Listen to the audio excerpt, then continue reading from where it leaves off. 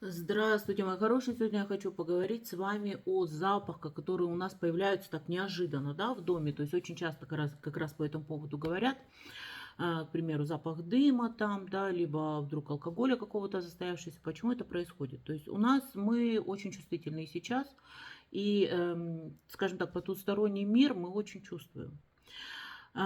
Здесь может быть связано с сущностями. То есть я хочу этого коснуться момента, то есть именно сущности. Итак, если у нас появляется вдруг резкий запах жженой резины, к примеру, да, либо запах именно вот туалета, извиняюсь, да, либо мокрой псины. То есть, наверное, с этими запахами ничто не перепутаешь, то есть вы, я думаю, знаете их. Это говорит о том, что в доме появилась бесовщина. То есть с ней надо разобраться, с ней надо расправиться, как говорится, отправить туда, откуда пришла. То есть оно не так часто появляется, эти запахи, поэтому здесь спокойно к этому относитесь. Следующее, это если появляется запах у нас прелых листьев, к примеру, да, то есть гнили. Вот так бы я еще сказала. Либо гниющего дерева. Да, и вот тут вот как раз немножко другое, то есть здесь идет у нас, это у нас мертвый. Либо же еще появляется запах табака. Ам, вот как раз это говорит о том, что где-то есть там неупокоенное, где-то есть вот именно что-то мертвое. То есть человек, который не ушел своей, к примеру, смертью. Потому что люди, которые ушли как положено, сами собой, да, то есть эти запахи, естественно, не остаются, они не возвращаются сюда. То есть это вот к этому. Следующее. Это у нас очень часто встречается, это слащавый запах. Ну, как часто? Я думаю, все этот запах слышали, он очень-очень сладкий. То есть там и ваниль может быть, и цветущее поле, и все что угодно. Это у нас жнецы. То есть это в основном они приходят для того, чтобы, то есть они так себя где-то там показывают, да, но не все это чувствуют, для того, чтобы как раз забрать кого-то. Но это не значит, что обязательно в вашей квартире, да, кого-то из близких. Вы можете чувствовать это, к примеру, там, если соседи через квартиру, там, либо еще где-то, кто-то где-то рядом. То есть этот запах такой достаточно распространенный, то есть его чувствуется очень хорошо. Поэтому не пугайтесь слишком сильно. Если вы этот запах почувствовали, это не значит, что кто-то из вашей семьи должен уйти.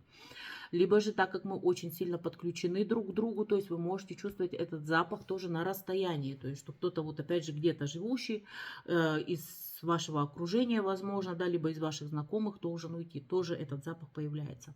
Кстати, мы сейчас говорим не о запахе, который исходит от людей. Там совершенно другая ситуация. То есть, потому что есть еще запахи, которые исходят от людей, к примеру, гнили, да, это значит, что у человека есть какая-то серьезная болезнь, то есть, которую нужно бы либо проработать, либо, опять же, если слащавый, то как раз этот запах за человеком уже приходит. Ну и еще хочу коснуться такого запаха интересного, это кикимора у нас. Эту тему я про кикимор еще коснусь, потому что кикиморы могут находиться не только на болотах, как мы это привыкли по сказкам смотреть, да, они могут также приходить в дом. Здесь идет такое, что здесь появляется запах как раз болотистый, да, цветущей воды. То есть вы как раз... И, кстати, даже кикиморы могут оставлять следы на полу, мокрые. Чтобы тоже это понимали, если вы с этим сталкивались, значит, что у вас завелась такая сущность в доме, поэтому с этим надо что-то делать. Вот, то есть вот такой вот. Ну и последний такой запах, это очень распространенный, который бывает. Вдруг ни с того ни с сего появляется запах, знаете, вот старого алкоголя, да, то есть не хорошего старого алкоголя, а как после хорошей попойки.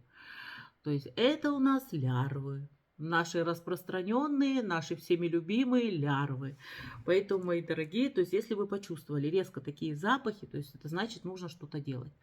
То есть, как я уже повторилась, можете пересмотреть, кстати, еще раз, и там будете знать, бесовщина, не бесовщина, да, жнецы это или кто-то еще. Но я просто знаю, что вот эзотерики очень хорошо в этом разбираются, кто сталкивается с этим, в особенности как раз с этими слащавыми запахами. То есть они прекрасно понимают, что происходит.